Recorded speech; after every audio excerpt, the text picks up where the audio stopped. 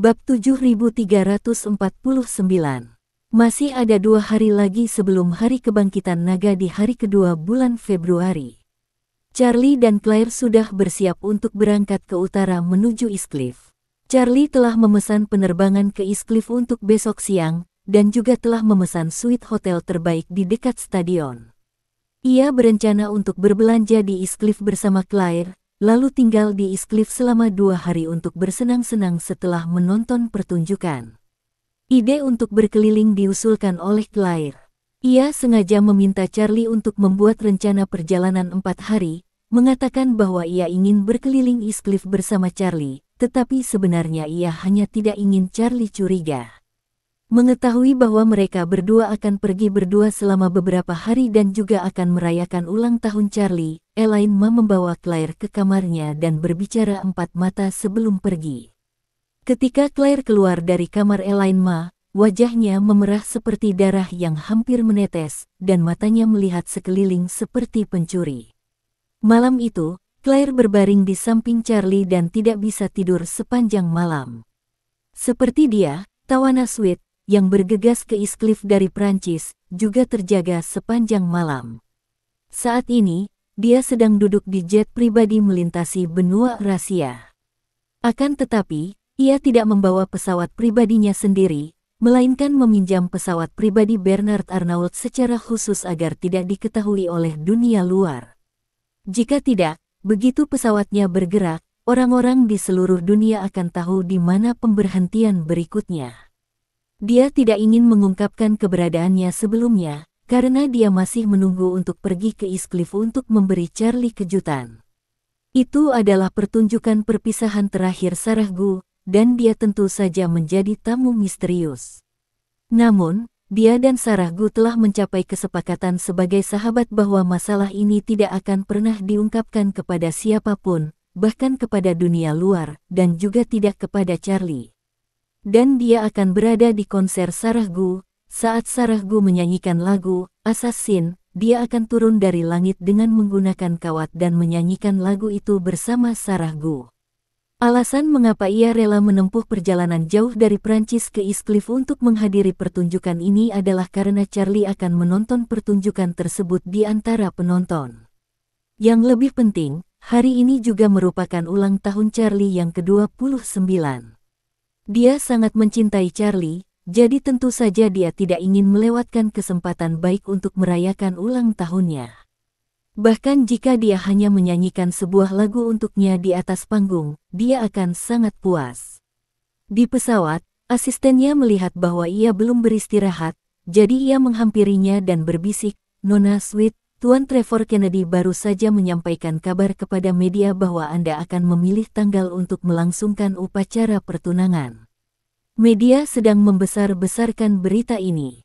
Apakah Anda ingin menanggapi?" Tawana bertanya dengan heran, "Apa maksud Trevor? Kita jarang berhubungan akhir-akhir ini. Kenapa kamu tiba-tiba merilis berita seperti ini?" Asisten itu menggelengkan kepalanya, "Saya tidak terlalu yakin tentang ini, kenapa Anda tidak menghubungi Tuan Kennedy?" Tawana tak berdaya dan berkata dengan kesal, "Berikan aku telepon satelit itu." Asisten itu segera menyerahkan telepon satelit kepadanya, dan dia segera menelepon Trevor. Trevor saat itu sedang berada di rumah, menolak menerima tamu. Sejak ia mengumumkan pertunangannya kepada media, telepon agennya dibombardir dengan panggilan telepon, dan banyak penggemar serta media bahkan berlarian menunggu di luar rumahnya, berharap dapat mewawancarainya. Trevor belum menerima wawancara apapun dari media manapun karena ia masih menunggu Tawana menghubunginya. Ia tahu jika Tawana melihat berita itu, ia akan menghubunginya sesegera mungkin, dan ia bisa memanfaatkan kesempatan ini untuk berkomunikasi dengannya. Jika tidak, Tawana tidak akan menjawab panggilannya, dan terkadang ia akan menutup telepon dengan tergesa-gesa dengan berbagai alasan, tidak memberinya kesempatan untuk bersikap terbuka dan jujur. Alasan dibuatnya pengumuman ini ke publik terutama adalah untuk memaksanya menghubunginya. Saat itu, ponselnya tiba-tiba menerima panggilan satelit dari Tawana. Ia segera menekan tombol jawab dan berkata, "Hai, sayang. Tawana merasa sedikit tidak nyaman dan bertanya kepadanya, "Trevor, mengapa kamu berbicara omong kosong kepada media?" Trevor berkata, "Omong kosong. Enggak juga, kan? Kita kan sudah pacaran, dan bahkan sudah bicara soal pernikahan. Aku bahkan bilang mau cari kesempatan buat melamarmu, dan kamu setuju." Tawana langsung berkata, "Itu cuma janji lisan. Enggak dihitung. Lagi pula, kalaupun begitu, kamu harus usul dulu, baru aku yang memutuskan setuju atau enggak. Bagaimana bisa kamu cuma ngomongin omong kosong ke media tanpa seizinku?" Trevor agak kesal dan bertanya, "Kalau aku tidak bilang begitu, apa kamu akan meneleponku? Kamu terus menghindariku selama ini, bahkan saat kamu sedang liburan. Kenapa? Kalau kamu mau putus, bilang saja. Kita bisa duduk dan membicarakannya, tapi jangan gunakan kekerasan dingin seperti ini padaku." Tawana berkata, "Akhir-akhir ini aku sibuk dan belum sempat. Kalau ada waktu luang, aku pasti akan mengobrol denganmu. Apa kau tidak punya sedikit kesabaran?" "Tidak." Suara Trevor semakin keras, meraung, "Kalau aku menunggu lebih lama lagi, kau akan meninggalkanku sepenuhnya." "Tawana, aku tahu kau menyukai pria bernama Wade itu, tapi kusarankan kau untuk menghadapi kenyataan. Kau dan dia takkan pernah bisa bersama. Dia punya istri, dan tunangan seperti Sarahgu. Mana mungkin giliranmu?" Tawana berkata dengan perasaan bersalah dan marah, "Ini urusanku, kamu tidak perlu khawatir." Trevor balik bertanya, "Bagaimana denganku?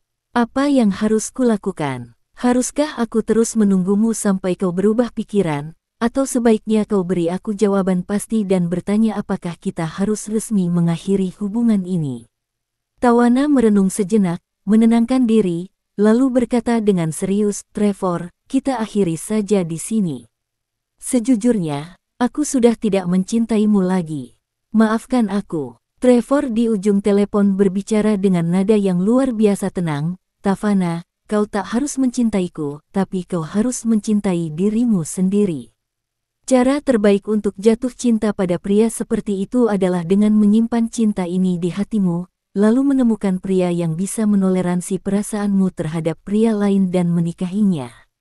Seiring waktu, perasaanmu padanya mungkin memudar, tetapi jika kau terus-menerus terlibat di dalamnya, kau mungkin akan menunda dirimu sendiri dan menyia-nyiakan masa mudamu yang berharga." Tawana terdiam cukup lama, lalu tersenyum dan berkata, "Trevor, terima kasih. Aku tahu kau melakukan ini demi kebaikanku sendiri, tapi terkadang orang memang begitu. Bahkan ketika mereka tahu sesuatu itu mustahil, mereka enggan menyerah sepenuhnya. Lagi pula, aku masih punya sebagian besar hidupku untuk disia-siakan." Tanpa menunggu jawaban Trevor, ia berkata, "Ayo kita putus, Trevor. Ini baik untuk kita berdua. Aku tahu kau juga orang yang peduli dengan reputasi, jadi aku tidak akan memberi tahu media. Aku beri kau waktu 2 bulan, lalu kau bisa menjelaskannya kepada media. Selama 2 bulan ini, aku tidak akan bertemu denganmu, dan aku juga tidak akan menanggapi rumor apapun tentang pertunanganmu." Lalu, Tawana menutup telepon, menghela napas lega, dan 2 air mata diam-diam mengalir dari sudut matanya. Pada hari pertama bulan kedua penanggalan lunar, Charlie dan Claire terbang ke East Cliff. Tak lama setelah pesawatnya lepas landas, Stephen Tang siap berangkat ke Kuil Kixia.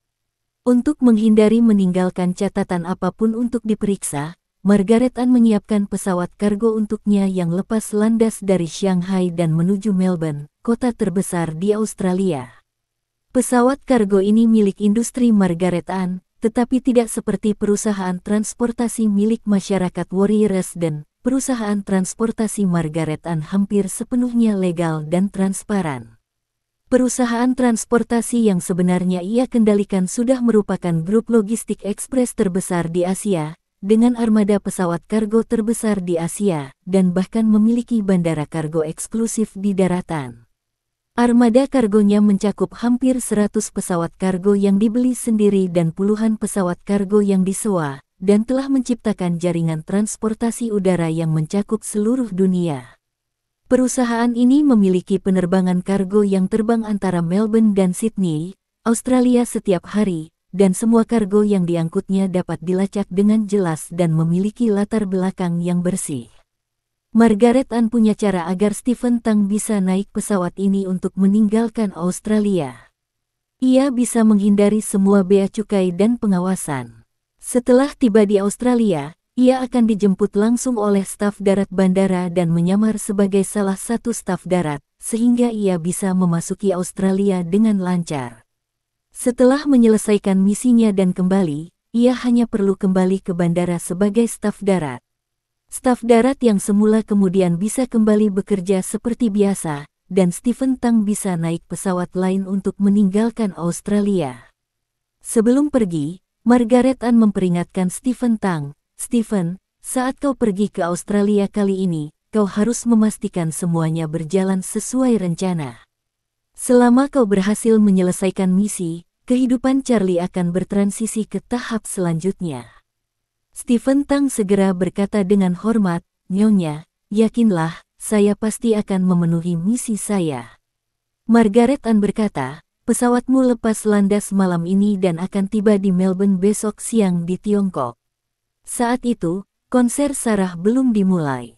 Jika Nona Claire memberitahu Charlie keesokan paginya sesuai rencana, Charlie baru akan tiba di Melbourne setidaknya pada malam ketiga di Tiongkok. "Ini memberimu banyak waktu. Kau harus meninggalkan Australia sebelum Charlie tiba di Melbourne." Stephen Tang mengangguk berat, "Nyonya, jangan khawatir. Setelah semuanya selesai, saya akan menunggu di Melbourne. Setelah Tuan Muda berhasil naik pesawat ke Melbourne, saya akan segera berangkat." "Baiklah," kata Margaret Ann, "aku sudah mengatur penerbangan untukmu ke Osaka. Aku akan menunggumu di kuil Kinkakuji di Kyoto." Stephen Tang bertanya dengan heran, "Nyonya, tujuan Anda selanjutnya adalah Jepang?" "Benar." Margaret Ann mengangguk dan berkata, "Kau tiba-tiba muncul di Australia dan memancing Charlie ke selatan, ke Australia. Sekembalinya dari Australia, ia mendapati gadis keluarga Wilson dan orang tuanya tiba-tiba menghilang. Ia akan dengan mudah menebak bahwa ini tipuanmu untuk memancing harimau itu menjauh dari gunung. Saat itu, Charlie juga akan tahu bahwa kaulah dalang di balik kepergian ketiga anak keluarga Wilson. Dia mungkin tidak meragukan karaktermu, tapi dia pasti akan menduga ada orang lain di balikmu, Stephen Tang. Mengingat kepribadiannya, dia tidak akan menerima ini begitu saja. Dia pasti akan mencoba mencari tahu apa yang terjadi. Jadi, saya dan Suster Sun, serta semua orang yang pernah berhubungan dengan Charlie dan Nona Claire, harus meninggalkan Tiongkok sebelum Charlie kembali untuk menghindari komplikasi." Setelah mengatakan ini, ia berhenti sejenak dan melanjutkan, "Kepala biara kuil Kinkakuji adalah murid Jingqing. Beliau telah mengatur agar kuil Kinkakuji ditutup untuk renovasi. Kita bisa beristirahat di sana sebentar." Meskipun Jingqing belum terlalu tua, ia telah diakui dan didukung secara luas di seluruh komunitas Buddha Asia Timur karena bakat dan takdirnya yang tak tertandingi dalam agama Buddha. Untuk mencapai tingkat yang lebih tinggi, banyak biksu Asia Timur memiliki ide untuk memuja Jingqing sebagai guru mereka dan belajar agama Buddha darinya. Jingqing juga menerima beberapa murid anonim berdasarkan afinitas Buddha mereka. Kepala biara kuil Kinkakuji adalah salah satunya. Margaret Ann tahu bahwa Charlie memiliki perasaan yang mendalam terhadap Claire, dan bahwa Stephen Tang telah membawa Claire pergi tanpa sepengetahuannya. Ia pasti akan berusaha sekuat tenaga untuk menemukannya, jadi ia memutuskan untuk meninggalkan Tiongkok terlebih dahulu agar tidak tertangkap oleh Charlie. Kuil Kinkakuji adalah tempat yang bagus untuk dikunjungi. Bab 7350. Setelah Charlie dan Claire tiba di East Cliff, mereka check-in ke hotel di sebelah Stadion Nasional. Karena konser akan segera dimulai, seluruh hotel sudah dipesan penuh, dan mereka berdua menunggu hampir setengah jam untuk check-in. Setelah check-in, keduanya tidak ada kegiatan, jadi Claire menyarankan agar mereka berjalan-jalan di pusat kota East Cliff. Claire, yang belajar seni dan desain, sangat menyukai rumah-rumah halaman di Jalan Lingkar Kedua East Cliff dan ingin berjalan-jalan bersama Charlie. Charlie langsung setuju, tetapi dia tidak pernah menyangka bahwa Claire hanya ingin pergi bersama Charlie untuk mengunjungi tempat di mana Charlie tinggal semasa kecil. Mereka berdua berjalan-jalan di gang-gang di Jalan Lingkar Kedua. Claire mengambil banyak foto dan juga berfoto bersama Charlie. Suasana hatinya tampak sangat baik. Ketika mereka tiba di Houhai, meskipun masih ada es di permukaan, es itu sudah mulai mencair di dekat pantai. Claire merasa sedikit menyesal. Ia mendesah, "Aku selalu ingin bermain kereta luncur es tradisional utara, tapi tak pernah sempat." "Charlie, apa kau pernah memainkannya?" Charlie menggelengkan kepalanya. "Aku juga belum mencobanya, tapi kalau kamu mau mencobanya, kita bisa datang lebih awal tahun depan, jangan menunggu sampai musim semi." Dia tidak berani mengatakan bahwa dia telah bermain-main dengan benda ini. Lagi pula, kisah hidupnya yang diceritakan kepada orang lain adalah bahwa dia yatim piatu dan hidup berkelana sejak kecil, lalu dirawat di panti jompo Aurus Hill. Bagaimana mungkin seorang yatim piatu dari Aurus Hill bisa bermain kereta luncur di utara? Lagi pula, dalam cuaca musim dingin yang dingin dan basah di Aurus Hill, tidak mudah bagi seekor anjing untuk berdiri di atas es tipis, apalagi manusia. Anak-anak yang tumbuh besar di Aurus Hill tidak akan memiliki kenangan masa kecil seperti anak-anak di utara. Claire sedikit kecewa, tetapi segera pulih seperti biasa. Ia bertanya kepada Charlie, "Besok ulang tahunmu. Mau cari restoran yang enak untuk makan siang?" "Tidak, terima kasih," kata Charlie sambil tersenyum, "aku tidak terbiasa merayakan ulang tahunku di restoran." Claire berkata, "Tapi aku harus merayakan ulang tahunmu." Charlie menyarankan, "Bagaimana kalau kita beli kue dan antar ke hotel? Setelah pertunjukan malam ini, kita bisa makan kuenya di kamar hotel." Claire memikirkannya, mengangguk, dan berkata, "Baiklah. Aku sudah memesan kue dari toko kue yang sangat terkenal di East Cliff. Aku akan merayakannya bersamamu saat aku kembali ke hotel besok." Charlie tersenyum dan berkata, "Baiklah, terima kasih, istriku." Setelah kembali ke hotel, keduanya mandi dan berbaring di tempat tidur. Claire menunggu tengah malam tiba dan mengucapkan selamat ulang tahun kepada Charlie secara langsung, sementara Charlie berbaring di tempat tidur dengan pikiran melayang. Di telinganya, kata-kata Sarahku selalu terngiang-ngiang tak jelas, "Kecuali kau memberiku seorang putra." Dia mulai khawatir bahwa setelah konser ini, Sarahku akan terus berdebat dengannya tentang masalah itu. Karena setelah konser, ia akan sepenuhnya mundur dari dunia hiburan. Setelah itu, ia tidak akan lagi berpartisipasi dalam pertunjukan, rekaman lagu, atau kerjasama komersial apapun, dan akan resmi kembali ke kehidupan normalnya. Saat itu, tidak ada yang bisa mengganggu hidupnya. Jika dia bilang ingin hamil sebelum menikah, bagaimana saya harus menghadapinya? Saat saya mendesah, waktu tiba di tengah malam. Claire mencondongkan tubuhnya, dengan lembut menyandarkan kepalanya di bahunya, dan berkata, "Selamat ulang tahun, suamiku." Charlie tersenyum tipis, mengulurkan tangannya untuk memegangnya dengan lembut, dan berkata lembut, "Terima kasih, istriku." Claire ingin mengatakan sesuatu, tetapi telepon Charlie terus-menerus berdering. Puluhan pesan WeChat terkirim sekaligus. Sarahku, Kai Chaizi, Kim Aoksue, Doris Wang, Warnia, Ruolisu, Ziyusu, Lee Wilson Fan, Hezekiu, Helena dan wanita lain mengiriminya ucapan selamat ulang tahun, dan bahkan Tawana mengirim pesan tepat waktu. Selain mereka, Marialyn yang berusia 400 tahun juga mengirim pesan kepada Charlie, mengucapkan selamat ulang tahun. Tokoh lain seperti Orville, Isaac, Joseph Wan dan keluarga He juga mengirimkan doa restu mereka. Yang lebih menarik lagi adalah Steve Rothschild pun mengirimkan sederet berkat panjang kepada Charlie. Pesan WeChat yang terus-menerus membuat Charlie merasa sedikit malu. Ia tidak berani membalas di depan Claire, jadi ia hanya bisa meletakkan ponselnya. Claire bertanya kepadanya, "Suamiku, mengapa kamu tidak membalas pesanmu?" Charlie tersenyum dan berkata, Oh, ini semua berkat dari sekelompok pelanggan, jadi saya tidak akan membalasnya satu persatu. Saya akan mempostingnya di WeChat beberapa saat kemudian dan menuliskan beberapa kata terima kasih. Claire tersenyum tipis dan tidak memperlihatkannya, tetapi bertanya kepadanya, kamu berusia 29 tahun, apakah kamu punya keinginan? Harapan. Charlie berpikir sejenak lalu tersenyum, aku belum pernah memikirkannya sebelumnya, tapi kalau dipikir-pikir lagi, aku punya banyak sekali harapan. Claire berkata, kamu bisa memikirkannya dulu dan menentukan apa yang paling ingin kamu capai. Lalu, wujudkan saat kamu meniup lilin malam ini. Ucapan selamat ulang tahun akan mudah terpenuhi. Oke, Charlie mengangguk sambil tersenyum. Setelah istirahat malam, hari kedua bulan Februari segera tiba. Di East Cliff hari ini, kabut tebal menyelimuti pagi hari, dan jarak pandang sangat rendah. Charlie memandang Stadion Nasional dari jendela hotel. Seluruh tempat pertandingan, yang awalnya terlihat jelas, kini menjadi kabur. Tak lama kemudian, kepingan salju mulai berjatuhan dari langit, dan notifikasi ponsel terus berdering.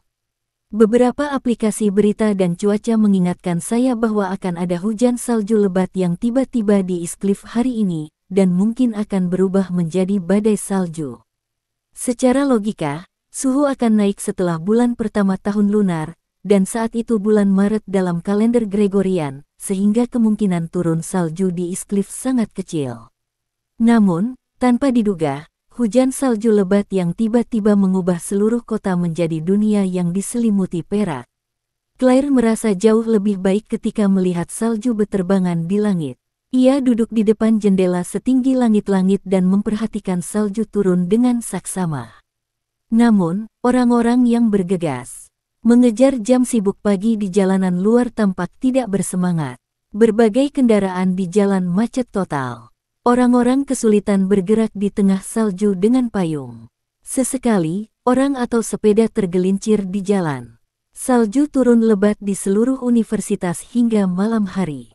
Salju tebal akhirnya berhenti ketika Charlie dan Claire mulai mengantri untuk pemeriksaan tiket di stadion. Salju tebal telah membuat lalu lintas kota hampir lumpuh, tetapi tetap tidak dapat menghentikan antusiasme para penggemar. Puluhan ribu orang telah memasuki lokasi satu demi satu, menyebabkan suhu di seluruh lokasi meningkat secara tiba-tiba. Kali ini, Charlie dan Claire mendapatkan tiket baris depan, yang juga merupakan area tersulit di semua konser. Di sini, mereka dapat melihat para bintang dari dekat dan merasakan pengalaman terbaik. Claire tidak bisa bahagia saat ini. Ia terus melihat jam di ponselnya. Pertunjukan akan dimulai tepat waktu pukul 19.30 dan masih ada 20 menit tersisa. Namun ia juga tahu bahwa besok pagi pukul 7, ia harus bekerja sama dengan Stephen Tang dan secara tidak sengaja membiarkan Charlie melihat berita yang ingin ia lihat.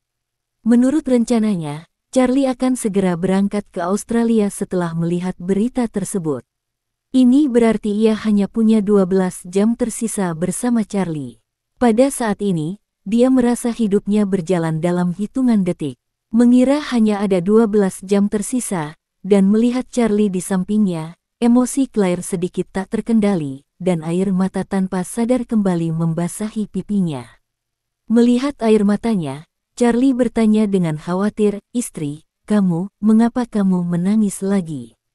Suasana hati Claire sedang tidak stabil beberapa hari terakhir ini. Charlie awalnya menyadari ada yang tidak beres, tetapi ia terlalu bodoh untuk menebak penyebabnya. Tetapi pada saat ini, melihat Claire menangis dalam diam lagi, hatinya tiba-tiba sakit, seolah-olah dia telah menebak sesuatu. Melihat tatapan mata Charlie yang cemas dan gugup, rasa sakit dan duka Claire langsung bertambah. Ia hampir tak kuasa menahan keinginan untuk memeluk Charlie dan menangis. Jika ia terus-menerus menahannya, ia takut ia akan pingsan. Namun tiba-tiba, pada saat itu, gadis di sampingku menangis terseduh-seduh. Pacarnya segera memeluknya dan bertanya dengan gugup, sayang, ada apa denganmu? Gadis itu terisak dan berkata, ketika aku memikirkan ini sebagai konser terakhir kakak Sarah, aku merasa sangat sedih. Aku tidak bisa membayangkan dia meninggalkan industri hiburan di usia semuda itu. Saat berbicara, gadis itu kehilangan kendali atas emosinya dan menangis. Baru saat itulah Charlie menyadari bahwa gadis-gadis yang menangis di samping mereka bukan hanya dirinya dan Claire. Banyak gadis seperti Claire menangis dalam diam sambil menatap panggung yang kosong. Charlie juga secara alami berpikir bahwa air mata Claire ditumpahkan karena Sarah Gu akan keluar dari industri hiburan. Maka, ia memeluk Claire dan menghiburnya, "Jangan sedih, sayang. Sekalipun Nona Gu pensiun dari industri musik, musiknya masih bisa didengarkan daring kapan saja. Banyak video konser langsung juga bisa ditemukan daring. Dan dilihat dari rutinitas para penyanyi Hong Kong dan Taiwan itu, mungkin suatu hari nanti ia akan kembali." Claire tertegun mendengar ini. Ia tertawa getir, dan akal sehatnya perlahan mengambil alih. Ia menekan dorongan dalam hatinya. Bab 7351. Pertunjukan dimulai tepat waktu pada pukul 7.30. Berbeda dari pembukaan konser sebelumnya yang megah dan keren, konser perpisahan terakhir Sarah Gu tidak mengusung gaya pembukaan yang mencolok. Panggung yang awalnya gelap perlahan-lahan diterangi oleh beberapa layar LED besar. Bersamaan dengan itu, sebuah lampu dinyalakan di tengah panggung. Di bawah cahaya, seorang pelukis pasir sedang melukis di atas papan lukis pasir yang bercahaya dengan tangan dan pasir halusnya. Gambar itu menunjukkan seorang anak laki-laki yang tampaknya berusia 2 atau 3 tahun, sedang memegang tangan seorang anak perempuan balita. Kemudian, musik mulai mengalun, dan Sarah Gu perlahan bangkit dari lift. Mengenakan gaun panjang putih, ia menyanyikan lagu ciptaannya sendiri di atas panggung, berjudul Little Us. Lagu ini menceritakan kisah sepasang kekasih masa kecil, hubungan dekat mereka sejak bayi hingga masa kanak-kanak, dan kemudian perpisahan mereka karena alasan keluarga. Meskipun mereka tak pernah bertemu lagi, sang gadis tetap merindukan sang pria. Latar belakang cerita secara lengkap dan realistis menggambarkan perjalanan mentalnya sebelum ia menemukan Charlie. Pelukis pasir dengan terampil menirukan lagu tersebut, terus-menerus membalik dan mengecat ulang lukisan pasir tersebut. Dalam gambar tersebut, kedua anak itu tumbuh secara bertahap. Ketika anak laki-laki itu berusia 7 atau 8 tahun, ia meninggalkan kota bersama orang tuanya. Gadis itu menyaksikan mereka naik mobil dengan air mata berlinang, lalu berlari mengejar mobil mereka untuk waktu yang lama. Kemudian, gadis itu tumbuh perlahan. Meskipun ia tumbuh, belajar, dan bermain seperti anak-anak lain, ia tak pernah bisa melupakan penampilan anak laki-laki itu ketika ia pergi. Gadis itu perlahan tumbuh menjadi wanita yang anggun dan elegan, tetapi ia tak pernah menemukan jejak lelaki itu. Tahun demi tahun berlalu, pepohonan di tepi Houhai tumbuh dan layu dan tumbuh lagi, dan permukaan es kesayangan anak-anak membeku dan mencair dan membeku lagi. Penggemar yang mengenal Sarah Gu tahu bahwa sebagai putri tunggal keluarga Gu, ia memiliki kekayaan puluhan miliar. Alasan ia meninggalkan statusnya sebagai wanita muda di Beijing dan memasuki dunia hiburan adalah untuk menemukan pria yang ia rindukan tahun itu. Tetapi tidak seorang pun tahu apakah dia menemukan anak laki-laki itu atau tidak. Tak ada akhir yang sempurna dalam lagu ini. Baris terakhirnya berbunyi, "Dimanapun kau berada, ingatlah aku dan kita yang kecil dulu." Lagu ini agak lembut dan sedih. Dilihat dari efek penampilannya, lagu ini kurang cocok untuk digunakan sebagai pembuka konser. Namun, semua penggemar Sarah Gu mengetahui kegilaannya dan niat baiknya selama bertahun-tahun, dan mereka lebih tersentuh oleh lagu ini daripada lagu-lagu eksplosif lainnya. Mengingat ini adalah konser terakhir Sarah Gu, para penggemar pun merasakan hal yang sama. Banyak penonton yang meneteskan air mata saat lagu pertama konser tersebut. Suasana hati Charlie sedang kacau. Sebaris puisi terus muncul di benaknya, sangat mudah menyiksa orang berbakat, tetapi yang paling sulit adalah menerima kebaikan seorang wanita cantik. Seorang gadis yang telah bertahun-tahun diam-diam mengabdi padamu, sekalipun ia berhati batu, kemungkinan besar akan luluh oleh ketulusan yang membara ini. Yang membuat Charlie makin bingung adalah karena ada lebih banyak wanita yang begitu setia padanya selain Sarah Gu. Suara merdu Sarah Gu, dipadukan dengan lirik lagu dan lukisan pelukis pasir, bahkan Claire yang berada di samping Charlie pun tersentuh. Pada saat ini, salju yang berhenti sekitar 1 jam mulai turun lagi. Di tempat terbuka, kepingan salju berjatuhan, dan lagu yang mengharukan ini membuat para penonton merasa emosional dan terharu. Satu lagu dengan cepat menarik puluhan ribu penonton ke dalam mata air panas cinta sejati. Meskipun kepingan salju terus berjatuhan di kepala mereka tetap merasa hangat. Setelah menyanyikan sebuah lagu, Sarah Gu berbalik di atas panggung dan menyeka air matanya. Dia tahu Charlie ada di antara penonton, tetapi dia tidak pernah berani menatap matanya. Terlebih lagi, hari ini, dia secara khusus menginstruksikan para fotografer di tempat kejadian untuk tidak mengarahkan kamera ke penonton, karena dia takut juru kamera akan secara tidak sengaja menangkap Charlie dan terlihat oleh seseorang dengan motif tersembunyi. Ketika para penonton melihatnya berbalik dan menyeka air matanya, mereka secara tidak sadar berpikir bahwa Sarah Gu pasti sedih karena lagu tersebut, dan menyimpulkan bahwa dia mungkin belum menemukan anak laki-laki yang disebutkan dalam lagu tersebut. Kemudian, Sarah Gu menyesuaikan pola pikirnya dan melanjutkan pertunjukan. Setelah menyanyikan 3 lagu berturut-turut, Sarah Gu akhirnya memanfaatkan jeda antar lagu untuk berkata ke mikrofon, "Terima kasih banyak kepada penonton malam ini. Ini adalah konser perpisahan global terakhir saya. Saya lahir di East Cliff, besar di East Cliff, dan debut di East Cliff, jadi saya memilih East Cliff untuk menggelar konser ini. Saya berharap karir akting saya dapat memiliki awal dan akhir yang utuh, dan berakhir dengan sukses di tempat asalnya, dan dapat dianggap sebagai akhir yang utuh." Para penggemarnya merasa gembira sekaligus sedih, dan mereka meneriakkan namanya dengan lantang di antara penonton, bahkan ada yang berteriak agar dia tidak keluar dari industri musik. Sarah Gu tersenyum tipis dan melanjutkan, "Meskipun saya sangat bahagia dan terhormat memiliki pendukung seperti kalian selama bertahun-tahun di industri hiburan, saya percaya bahwa semua hal baik pasti akan berakhir, dan saya selalu harus memilih waktu untuk mengucapkan selamat tinggal kepada semua orang. Jadi, saya berharap dapat mengucapkan selamat tinggal kepada semua orang dengan baik dan hikmat di tahun-tahun terbaik saya, agar semua orang akan mengingat saya di saat-saat terbaik saya." Seorang penggemar wanita di barisan depan berteriak sekeras-kerasnya, "Sarah, kamu akan selalu menjadi yang terbaik di hatiku." Sarah Gu tersenyum dan berkata, "Kamu harus ingat bahwa tidak ada yang selalu terbaik." Setelah itu, ia berkata kepada penonton dengan nada setengah bercanda dan setengah serius, "Mungkin jika aku mengucapkan selamat tinggal kepada kalian sekarang, kesan terakhir yang tertinggal di benak kalian adalah Sarah Gu yang terbaik.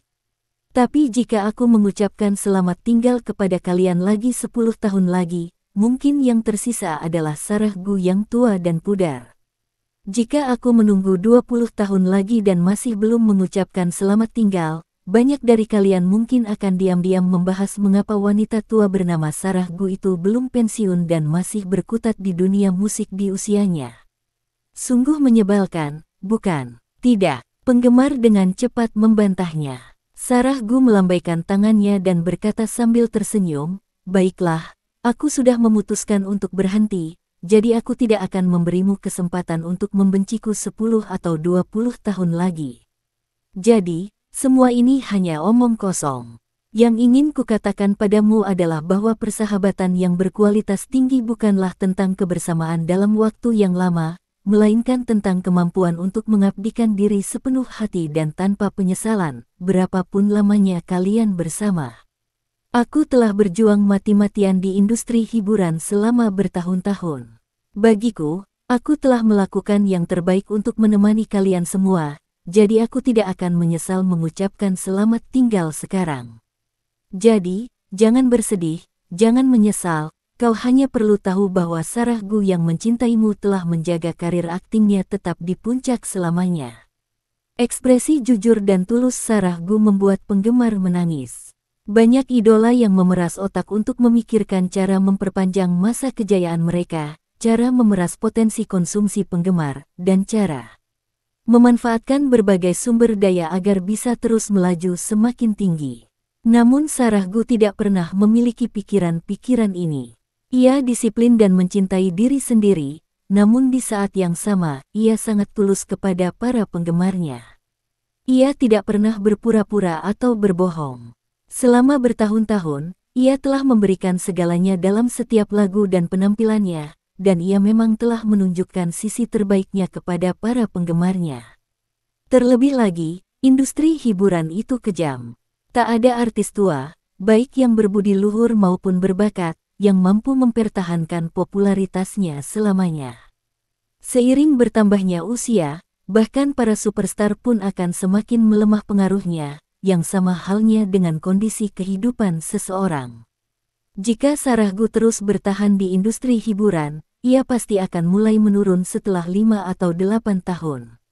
Sekeras apapun ia berusaha, ia akan perlahan-lahan dikalahkan dan digantikan oleh darah segar dalam hal penampilan, kekuatan fisik, dan kondisi. Sekarang, dia telah pensiun dari industri hiburan tepat setelah puncak kariernya, dan apa yang akan dia tinggalkan bagi seluruh dunia musik Tiongkok adalah sebuah monumen yang melambangkan kemajuannya yang berkelanjutan dan tidak pernah menurun. Terlebih lagi, akan sulit atau bahkan mustahil bagi industri hiburan di masa depan untuk memiliki idola lain yang semurni, semewah, dan secinta dirinya. Sebab, sekalipun seseorang semurni dia, mustahil baginya untuk memiliki bakatnya yang tiada taraf, latar belakang keluarganya yang kaya raya, dan disiplin dirinya yang tak ternoda pada saat yang bersamaan. Dari keempat hal tersebut, sebagian orang di dunia mungkin memiliki 1, 2, atau bahkan 3 hal, tetapi tidak ada seorang pun yang memiliki keempatnya seperti dia. Dia pensiun pada saat ini dan pasti akan menjadi legenda musik yang tidak akan pernah terlihat lagi.